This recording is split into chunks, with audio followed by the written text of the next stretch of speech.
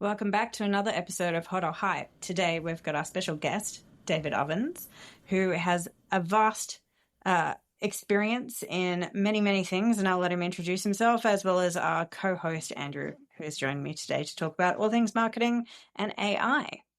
Over to you, David. Please let us know who you are. Hi, Olivia. Hi, Andrew. David Ovens here, Head of Marketing for Seagrass Boutique Hospitality Group. This company is a multi-brand, multi-unit, full-service restaurant business with locations across different cities in Australia, as well as Dubai and Abu Dhabi. My experience personally, my first career phase was all packaged goods, or FMCG, Unilever, Kimberly-Clark, and Johnson & Johnson.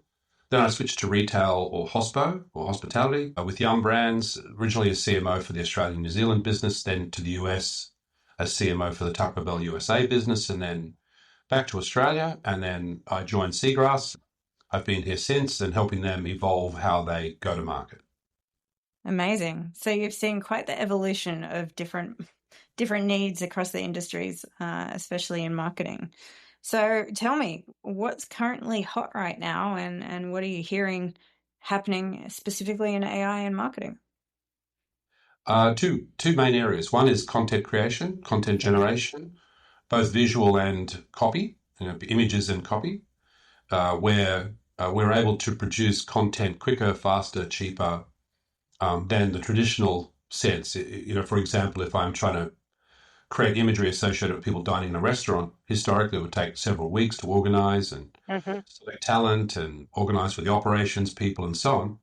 And from an AI point of view, now the technology's improved to the stage where that can be generated without the need to interact with operations at all. And the AI is at a point where it is difficult for the layperson to see the difference between real life and AI-generated life. Not so many toes and fingers extra. Yeah, and the relationship between the foreground and the background, and between the human and the setting, is more integrated, so it looks more legit. And the second part of this is all of the first-party customer data that we have, in the sense that from a booking platform point of view through to point-of-sale systems, we can scrape it all now and identify, individual customers and their purchasing behavior, their purchase frequency, their spend, and intricacies associated with their individual behavior, so that we can do two things. One, send personalized comms to them, acknowledging their own individual behavior. Would you like to have this experience again? Or we see that you like this particular thing.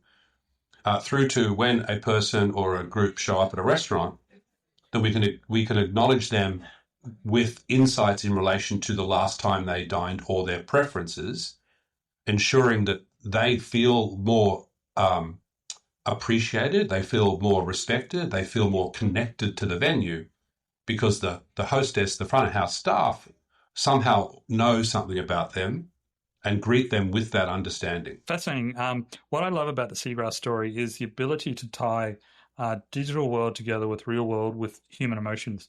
A lot of companies will have digital online sales and be applying marketing, right? You'll have Nike and their Nike Fit app that's coming out in July, which is all AI ML around shoe fit, right? They acquired a company out of Tel Aviv. You can photograph your feet basically, and it'll tell you what shoe size you are just by a photograph, and helps you be more accurate on with your ordering, which is kind of cool. It's digital to physical, but Seagrass is digital to physical to emotions and feelings. The scope of AI applications throughout that has got quite a breadth. And what is hot or hype in that? It is, in my opinion, absolutely hot for the delivery of marketing optimizations in the digital space. We know we can achieve a lot, but how can it impact the physical world and the emotional world? And I think for me, that's how I kind of look at the experiences possible in the AI space. And I think the sensorial AIs that people are talking about, such as, trying to define a human experience through LLMs are all hype right now. But I think some of the hot stuff is definitely what we could be doing, as you talked about, knowing our customer better when they appear. And from my perspective as well, there's a question: when does it become too creepy? Like, if this is the first time I come to your restaurant, but I like oysters, Is that something too creepy because you've been able to discover that? Well, they probably wouldn't know. Well, yeah. Because you haven't dined there before. Well, if you've booked in through some sort of reservation system, Sure, they've got your phone number, they've got your email address. Collating that information. All right. I'm not suggesting Seagrass do that, but I'm suggesting, is that where we see the industry going? That and where does it begin and end? Yeah, I think the customer, that's a good question, Andrew. How much is too much, right? At this point in time, our focus is on being able to recognize repeat customers. Mm-hmm. And in the sense that whether you're repeating for literally the second time or whether you're repeating for the 22nd time, and evolving the way we interact with you to recognize that degree of loyalty. So if you are a very high frequency customer, we will want to give you a much higher touch experience. From the point of view of, in advance of showing up, when you show up, when you're seated, during the dining experience, and we, make recommendations and suggestions based on a deeper understanding of your previous purchase behavior. So, because that makes restaurants sticky. Let's assume for the sake of the conversation that the food's good and the service is good and the restaurant's nice. What makes the restaurant sticky is the fact that you as an individual human being feel a sense of connection and appreciation and respect, right?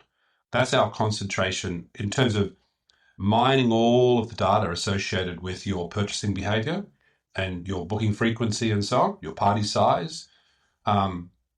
Inevitably, this is a bit tricky, of course. We also have CCTV in the restaurants. So at some point in time, the CCTV layer will come in so we can get a better feel for, again, personal information and privacy, in the context of respecting those rules. But if I can observe you at the table and your typical party size, for example, one of the things we often talk about is Andrew comes in today and it's a party of 4 and he has a certain experience. He comes in a month later with 6 other people, so at a different group, like it's a social group, let's say. So how do we know what Andrew himself is eating and dining and drinking, as opposed to him in a business context or him in a social family context? So we have inevitably the CCTV layer or the visual element will come in so that and again, the sole purpose is so that we can make sure that we provide Andrew with a better, more enhanced, more personal, more memorable experience. I think, so where do you see it going in 5 to 10 years? I think we're talking about what's hot right now in terms of enhancing the guest experience. Where do you see it going? Yeah, do you see, and even maybe sooner, that, I turn up and my martini's waiting for me at the table. I don't need to talk to anyone because I flagged myself as a non-talker that wants to go through, sit down, have the martini and wait for my favorite steak. Co-host of a podcast, being a non-talker. You heard it here first. I think there's, again, it's the good versus creepy conversation. Yeah. We'll have to judge over time how far we go before people, come back and say, hang on, that's a little too invasive. That's a little too personal. I don't think you need to know that information about me. But and like everything else, people will become more accustomed to that level of personalization, and it will feel more normal and less invasive over time. And so I think it's a continuum. Right now, if we could recognize Andrew each time he comes and provide an enhanced experience based on a clarity around his purchasing behavior, and as time goes on, we'll know how to treat him when he comes in with Olivia, as opposed to when he comes in with a group of business colleagues. So, from my perspective, I'm going to go out on a limb and say what I think is hot is the productivity gains of good data to help you understand your audience. And I think that will stand across many industries, and even down to the in-store experience or in-restaurant experience. I think the hype is certainly around trying to understand humans' feelings. It's difficult enough to understand my own, let alone somebody else's through data. Yeah. And I think also what's hot is the evolution towards AI-generated content. As opposed to traditional mechanisms that will all move very quickly, because in the industry of marketing, 50% of your effort is all about the content, and the other 50% is where do I place it, right? So if the content can move quicker and we can do a better job of curating content that feels real and portrays the human condition in a restaurant context, I think that'll happen very quickly. Yeah, I think that's a really good insight. I'd be really predictable in what I'm going to say is hot, and that would be given the understanding of the current data to be able to synthesize behavior and target that in a way that we can leverage generative AI to make life easier for the creatives to orchestrate it. I think that's definitely hot, and I think that's achievable now.